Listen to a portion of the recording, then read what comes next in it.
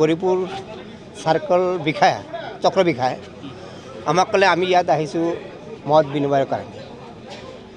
তা আমাৰ আলমগীৰ জিপিৰ যিটো প্ৰেচিডেণ্ট এক্স প্ৰেচিডেণ্ট এখেতে প্ৰত্যেকজন ৰাইজক বুজাই দিলে যে আমাৰ ইয়াত মত বিনিময় কৰিব আহিছোঁ।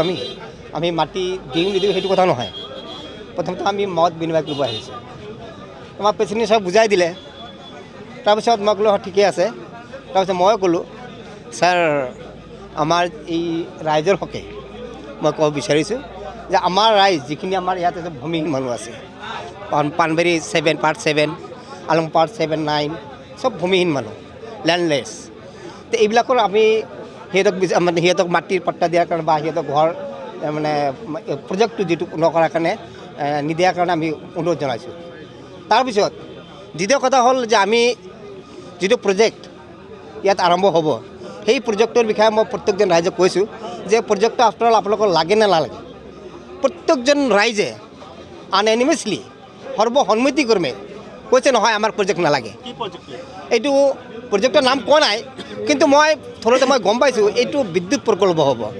আমাৰ বড়ো মানে জনজাতি মানুহে সিহঁতে কৈছে যে আমাক এই প্ৰকল্প নালাগে, আমি লেবাৰ কৰি খাম, আমি কাম কৰি খাম, আমাক প্ৰজেক্ট নালাগে। আৰু আমাৰ এই ধুবুৰী ডিষ্ট্ৰিক্টত এই প্ৰজেক্টটো লৈ আকৌ আহিছে ইয়াতে। মই ইয়াতে গম পাই আছোঁ যে আমাৰ ধুবুৰী জিলাৰ ৰাইজ এই মানুহবিলাক বহুত সহজ সৰল মানুহ। এই মানুহবিলাক প্ৰতিবাদী কণ্ঠ নাই, প্ৰতিবাদ কৰিব নাজানে। আজি আমাৰ যিটো চাৰ্কেল বিষয়াই ক'লে যে আমি মত বিনিময়ৰ কাৰণে আহিছোঁ, কিন্তু লাষ্ট মুহূৰ্তত আমাৰ ডি চি ছাৰে যিটো কথা ক'লে যে মত বিনিময় নহয় ইয়াত আমাৰ লেণ্ডলেছ যিবিলাক মানুহ আছে সেইবিলাক কথা নাহে। আমি যিবিলাক মানুহ পাট্টাদাৰ মানুহ সেই পাট্টাদাৰ মানুহবিলাকৰ কথা কৈ আছে। তা আপোনালোকৰ ইয়াত কাৰ কিমান বিঘা মাটি আছে চব মাটি আপোনালোক দিব লাগিব। তো আমি কৈছোঁ মানে মই পাৰ্চনেলি কৈছোঁ মই আলমগঞ্জ পাৰ ঘৰ মোৰ মাটি মই নিদিওঁ, মই প্ৰকল্পত মোক এই প্ৰজেক্ট নালাগে মোক। যেতিয়া মই ৰাইজক ক'ব বিচাৰি আছোঁ তেতিয়া ডি চি মহোদয়ে মোক গালি দিছে যে ইয়াত আপুনি বদমাছ কৰিবলৈ আহিছে না। মই তেতিয়া চুপচাপ আছোঁ, কিন্তু আমাৰ ডি চি ছাৰে সেইখিনি কথা ক'ব নালাগিছিল। একচুৱেলি আমাৰ ডি চিৰ একজন মুৰব্বী এখেতে হটকাৰী কথাটো ক'ব নালাগিছিল।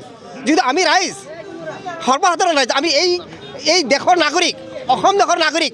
আমাৰ এই নাগৰিক আমাৰ নিজৰ মাটিৰ পাট্টা আছে। আমাৰ মাটিৰ পাট্টা থকা সত্ত্বেও আমাক কৈ আছে যদি আপোনালোকে মাটি নিদিয়ে আপোনাৰ মাটি একুইজিশ্যন কৰিম আমি।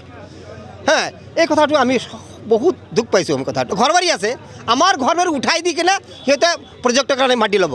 কিন্তু এই কথাটো মই বহুত দুখ পাইছোঁ, কিয়নো যেতিয়া আমি মাটিৰ পাট্টা মই কৈছোঁ আৰু এটা কথা মই প্ৰস্তাৱ ৰাখিছোঁ যে আমাৰ সৰ্বসাধাৰণ ৰাইজে আমি সকলোৱে মিলি কিনে আমি আপোনাক এটা এপ্লিকেশ্যন দিম। তেতিয়া ডি চি ছাৰে কৈছে নহয় আপোনালোকে পাৰ্চনেলি দিব লাগিব।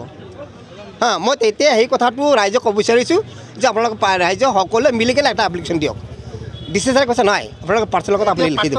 এতিয়া মই যে এতিয়া পাৰ্চনেলি লিখিব দিছে এপ্লিকেশ্যন, এতিয়া প্ৰত্যেকজন আমাৰ পাট্টাদাৰে যদি লিখি দিয়ে যে মাটি আমাৰ ঘৰ ৰাখি কিনে বা বাকী মাটি দিব লাগে, সিহঁতে নিজৰ এপ্লিকেশ্যন নিজে লিখি দিব। 20-30 হাজাৰ মানুহ হ'ব আৰু ঘৰ প্ৰায় 2,000 মানুহ হ'ব, 2,000 বেছি হ'ব ঘৰ। তো এই মানুহখিনি ক'ত কি দেখিব? মইতো বহুত আচৰিত হৈছোঁ যে গভৰ্ণমেণ্টে আমাৰ ওচৰত ইমান টৰ্চাৰিং আৰম্ভ কৰিছে। এইটো কথাত আমি চৰকাৰক মই গৰিহণা জনাইছোঁ। প্ৰথমতে আমি এইটো ৰিকুৱেষ্ট কৰিছোঁ যে এই লেণ্ডলেছ মানুহবিলাকক মাটি পট্টা দিব লাগে।